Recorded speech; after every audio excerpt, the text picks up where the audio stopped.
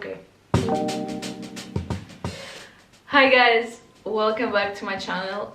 If you don't know me, my name is Maria. I am 20 years old and I have this channel where I do like vlogs. I usually talk about my university, and this video is again about my university, which is the ETH Zürich. This has been a very requested video because I get so many questions about my apartment and how I found my apartment in Zurich and what did I do to find my apartment. So I'm about to answer all of your questions, and this is a video all about apartment hunting in Zurich. I wrote down some things I have to talk about. It's been a while since I was looking for an apartment. I hope that not many things have changed since then. So I'm gonna speak from my own experience, how I found an apartment as a student. So if you're working or if you have a family, the procedure and the situation might be different for you. As a student, you have two options. You can either live in an apartment or in a WG,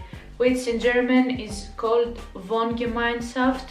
And this means that you're living in an apartment with other flatmates. First, I'm gonna talk about apartments, and then I'm gonna talk about WGs. At the end, I'm gonna talk about my own experience and what I did to find my apartment. Our semester ends in the beginning of June. The next semester starts middle of September, so you usually have to go looking for an apartment during summer, because that's the period where most of the students, the older students, will leave their apartments, and you also have a lot of time to look for an apartment. And believe me, it's a very time-consuming procedure. Keep in mind, it's better to be there to visit the apartment in person and also meet the landlord or meet the real estate agent. You will just increase your chances if you're there to meet them. There are three ways to find an apartment in Zurich. First, you have the real estate websites like HomeGate,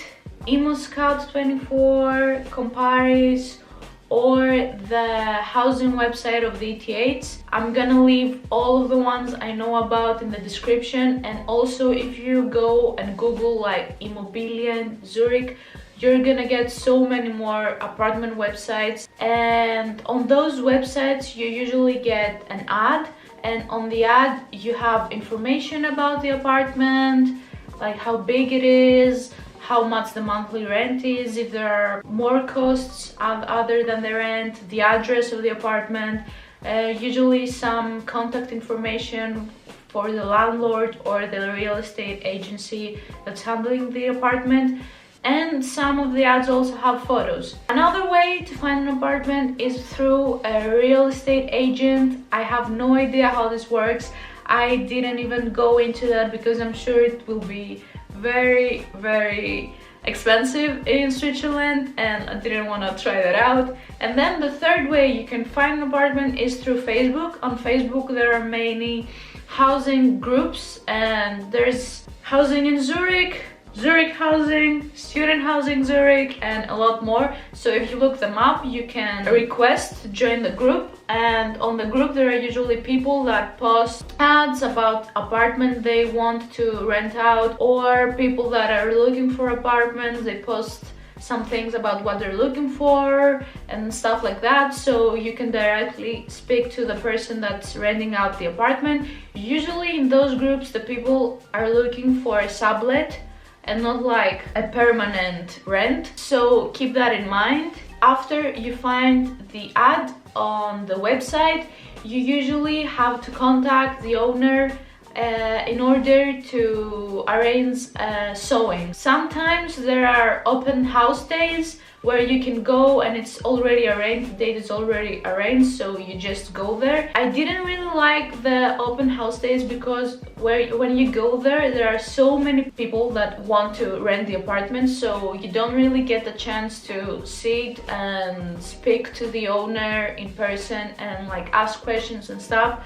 So I usually prefer to those where you have to contact the agent or the owner. You arrange the showing by yourself and you go there, you see the apartment, you ask questions, and then you have to fill out a form with your information and give it back or mail it back to them. Usually I would advise you to give it back in person so that you would have more chance to get the apartment. Along with the form, you usually have to provide some other stuff. It's usually an acceptance letter, like an acceptance letter from the university. They usually ask for proof of sufficient financial means. In my case, I gave them a paper that said how much my parents are, because they are supporting me financially and they will be paying for my apartment there. Also, they want to see your residence permit if you are a foreigner in Switzerland. A Betreibungsregister, which is a piece of paper you get from the Kreisbüro,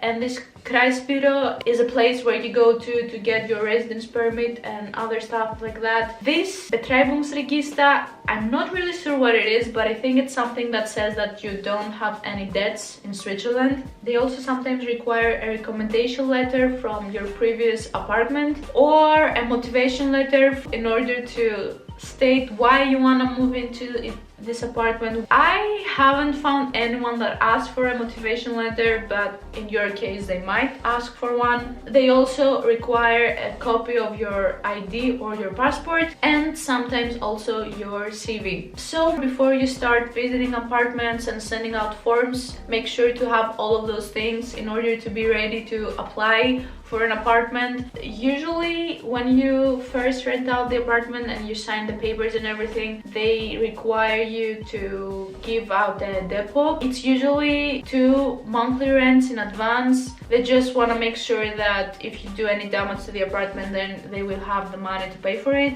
But if you leave the apartment in the state that you found it in, then you will get your money back at the end of your contract. Now, let's talk about VGs. The procedure for the VGs is similar, but it's simpler in my opinion. You find the ad on websites like VG Zima and also the ETH housing website or groups on Facebook.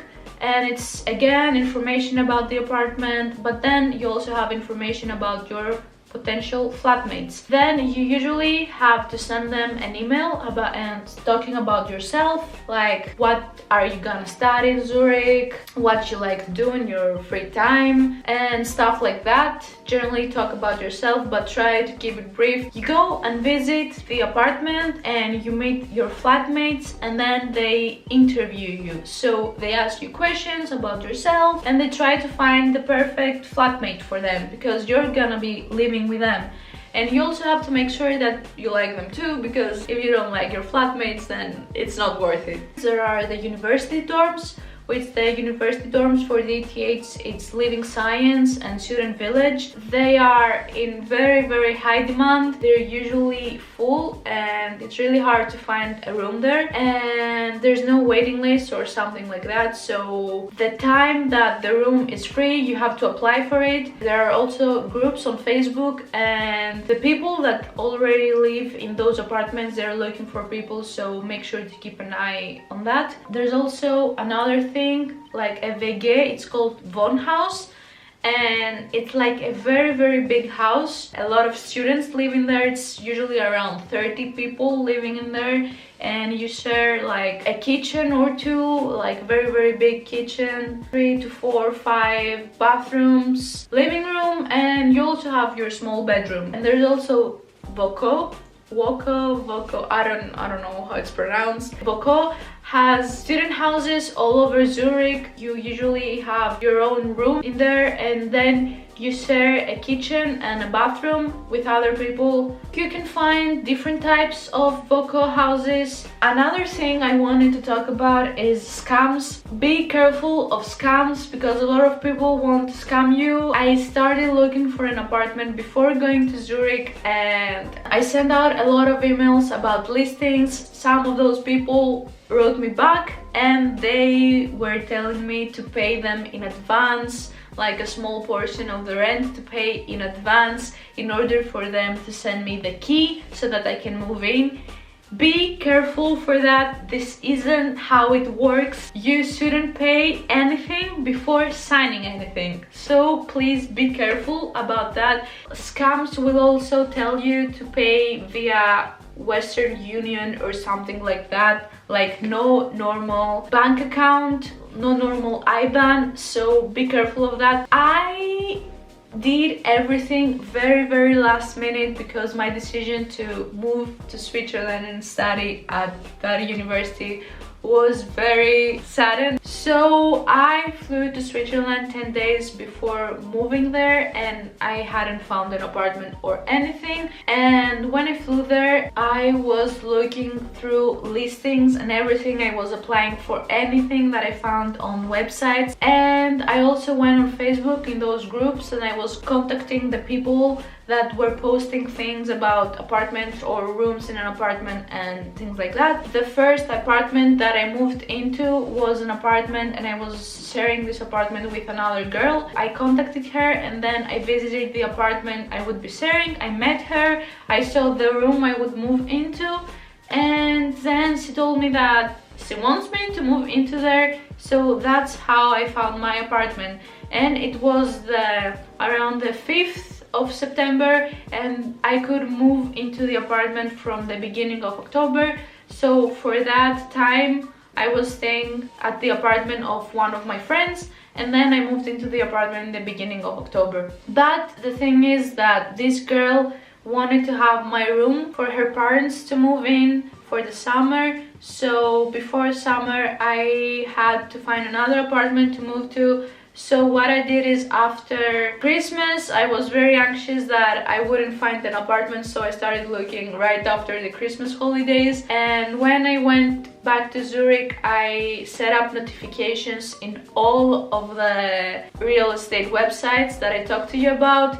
And this is also a very good tip. It's very important to set notifications on the real estate websites. You can set like your budget, the region you're looking for, how big the apartment should be, and stuff like that. All of the criteria are on the website, and then when a listing goes on the website that fills your criteria, you will get notified about this apartment via email, so you won't miss out on that. That's very important. So I set notifications in all of the real estate websites, and I was also keeping an eye on the Facebook groups. And at some point I got an email from the housing website of the ETH, and it was about an apartment very close to the university. This apartment didn't even have pictures on it. I just immediately called the owner of the apartment, and I told him that I'm interested in the apartment and I want to see it. So I went to see the apartment either the same day or the next day or something like that, and I went to the apartment. It's a very cute, very small attic apartment, and I was super excited because it's very close to the university. It's small, so it's good for me. It's a studio apartment, so I have my own kitchen, my own bathroom. And then I immediately filled out the form that I talked to you about. I gave it to him, and then a couple of days later he called me and he told me that he chose me for the apartment because I was the first one to go there, and I also showed interest in it, and I told him how much I want it and how much I love it. And yeah, so this is how I found my apartment. You need a bit of luck for the whole process. Make sure to be quick to apply to as many as you can. Set notifications on the websites and be alert for any new listings and things like that. And yeah, I think that's all I had to say. Good luck with your apartment hunting. If you have any questions, leave them in the comments below. Also, I'm thinking about doing a Q&A next month or so, so if you have any questions about apartment hunting or my university or myself or anything, just leave them in the comments below and I will answer it in a Q&A soon. I hope you guys are staying home and being healthy and having fun. I will see you soon in the next video. Bye!